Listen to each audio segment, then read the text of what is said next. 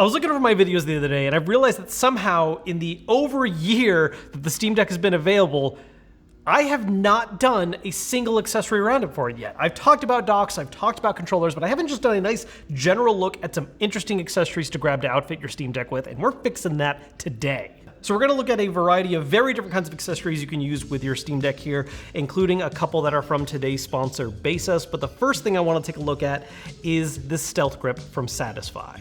If you ever watched my Switch accessory videos, Satisfy is a grip that comes up fairly often because it is, to me, one of the most comfortable options out there for making the Switch a lot better in handheld mode. And when they sent me this grip option for the Steam Deck to review, I was kind of surprised they made it because, in my mind, the Steam Deck is actually pretty comfortable as it is. It's a much larger system with an actual grip when compared to something like the Switch. And having now actually spent some time playing games with it on, it actually is a nice little upgrade for a couple different reasons. First off, while the Steam Deck does have its own built-in grip design, the Stealth Grip from Satisfy does accentuate it a lot more. The grip comes a little further out from the body, it hangs a little lower as well, and the curvature is built out in a way that does allow for a more comfortable grip in your hands as well. On top of that, the texturing it's made out of is really interesting.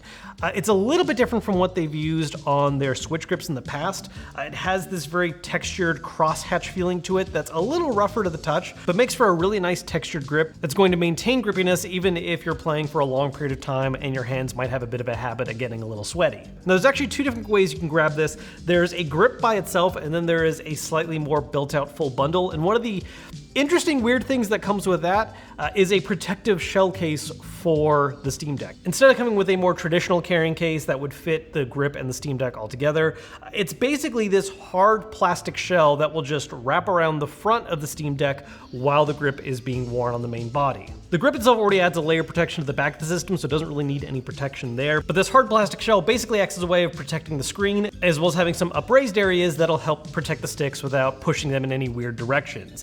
It's a little silly looking, but it actually does result in a nice way of keeping the system protected while also keeping its overall profile a little more trimmed so it can more easily fit in your backpack, travel case, whatever you're using it with. So while the Stealth Grip does make the Steam Deck a little bit bigger in body design overall, the full protective package is actually really not any bigger than a traditional carrying case. While I don't think the Steam Deck is in as dire of a need for an ergonomics improvement as the Switch is, the Stealth Grip is definitely a marked improvement where if you wanted some kind of protected case in the first place, or you do find the grips on them are just not quite large enough for your hands, this is going to push that to that next level that you need. Now, next up, I want to take a quick look at a trio of accessories that are from today's sponsor, Baseus. First off, with their Adaman Power Bank. This is a 20,000 milliamp hour battery bank that's capable of a 65 watt output, meaning that it's going to be able to keep up with your hungrier devices and charge things up nice and quickly, while also having a very high capacity so that you can charge devices multiple times over or keep multiple items topped off, including the ability to charge up to 3 devices simultaneously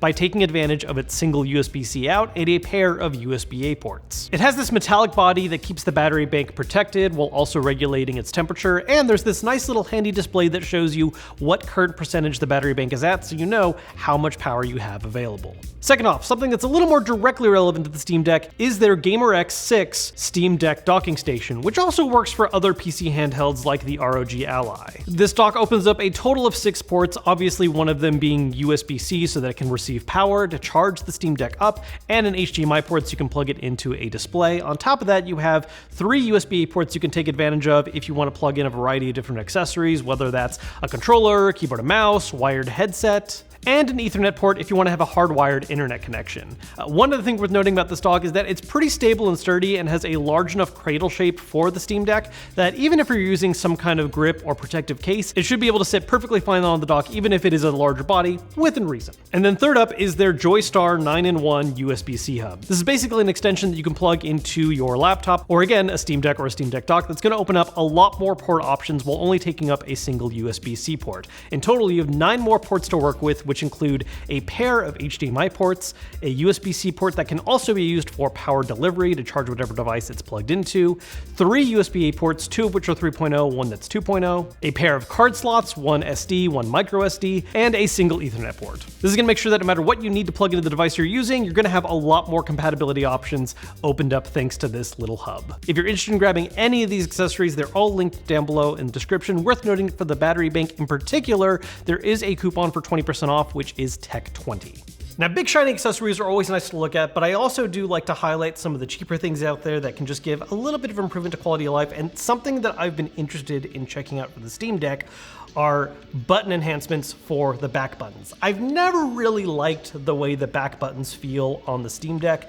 I've just never been a big fan of the way they're shaped and contoured to the back of the body, and it sometimes doesn't really feel like they have the satisfying kind of pushback that I want a button to have. An interesting cheaper fix to this that I found are basically larger buttons that tape onto the back of these pre-existing ones. Instead of having to replace the button entirely, opening the system up and making a whole thing about it, which we are actually gonna be doing anyways in a little bit for some other accessories. This is basically just a piece of foam that is shaped and contoured in a way that it lays over the back buttons of the Steam Deck. You use a piece of 3M tape to stick them together, and it's going to make a larger, more pronounced back button that you can use. And while it is a little more expensive than I would have expected for something like this at 10 bucks, I gotta say, I actually do appreciate it. One thing that's nice about this particular one I picked up is that it does come with multiple sheets of 3M. So if you want to attach them and then remove for whatever reason and then reattach, you have that option. It's not just a one-time done deal kind of thing, which is handy when I'm shooting B-roll back and forth with them on and off. But these give a more pronounced shape to the back buttons on the Steam Deck that makes it much more noticeable when you're resting your fingers on them, especially with that changed texture. And with the little bit of plush and give that the foam has, it really helps to emphasize the feeling of when you're pressing the button down and coming back up from it. Again, this is basically a cheap fix to address one, possibly petty concern with the system, but if you like using the back buttons and you don't like the way they feel, this is a really nice cheap fix for that. Now for our next accessory, we're going to switch over a little bit to an operation mode because we're going to actually open up the Steam Deck, not for very long, with a very straightforward accessory that is a shell replacement. This one comes from JSaw. I've looked at a couple of their different Steam Deck accessories and I've enjoyed them. In particular, this is a transparent shell, which is just a look I love for all my handheld. I can't let go of the atomic purple Game Boy Color, so I'm going to put this back plate on my Steam Deck. Worth noting, they do also sell front plates separately for some reason, which brings up the total cost if you want to do one of those. I'm holding off on that for now because that's a slightly more involved process in terms of emptying out the Steam Deck. On top of that, I actually am planning on doing a future video where basically I'm just going to upgrade my overall system by putting that front plate on, throwing in some Hall effect sensor sticks, replacing the SSD. So make sure to subscribe if you want to see that video in the future. But for now, we're going to show a much simpler, beginner-friendly option of just swapping out that backplate to add a little more personalization. So here is right here. One of the interesting things about this backplate that's worth shouting out, I'm not gonna mess with it right now, but as I showed earlier, we do have those little pads you can attach to the back of your Steam Deck to make the buttons a little more pronounced for the back buttons. There's actually additional button options for this one. You can swap in and out if you would like to just do that on an interior level. I'm gonna choose to just remain with the basic ones for now. So I've fully shut off the system. I don't need to worry about removing the battery or anything for this one because again, it's just the backplate that's swapping out.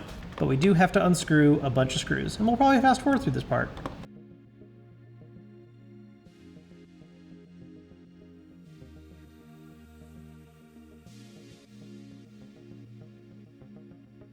So there. Now, again, if I wanted to do the Hall effect sticks or the front plate, a lot more we would need to do right now because there's all of this stuff inside we gotta mess with.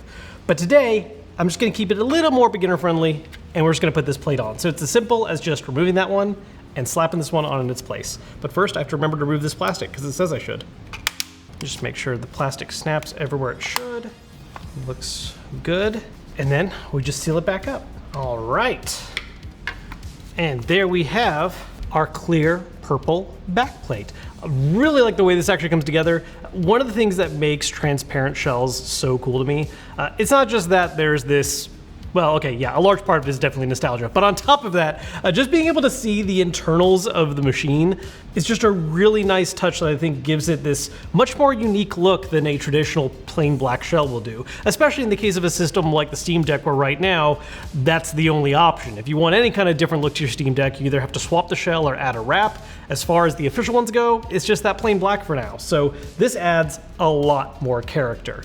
Again, you could also do it for the front plate as well, but that's a much more involved process. So I am gonna save that for a future video where we'll throw in a couple other upgrades while we're at it, getting inside the guts of the machine.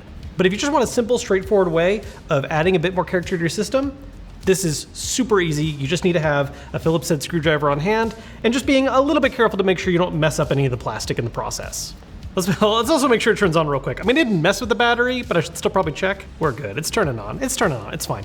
So all the stuff I talked about in today's video, this shell replacement, the little expanders for the buttons, that Satisfy grip, all that stuff is going to be down below in the description, along with all the stuff we featured from today's sponsor, Basis. So make sure to check that out if you want to grab any of this stuff. I'll throw a couple of things in the mix as well, like those Hall FX sensor sticks and everything else. But if you want to walk through on how all that works, keep your eyes open for a future video. Make sure to subscribe so you don't miss out on that. Hit that bell icon so you're notified properly.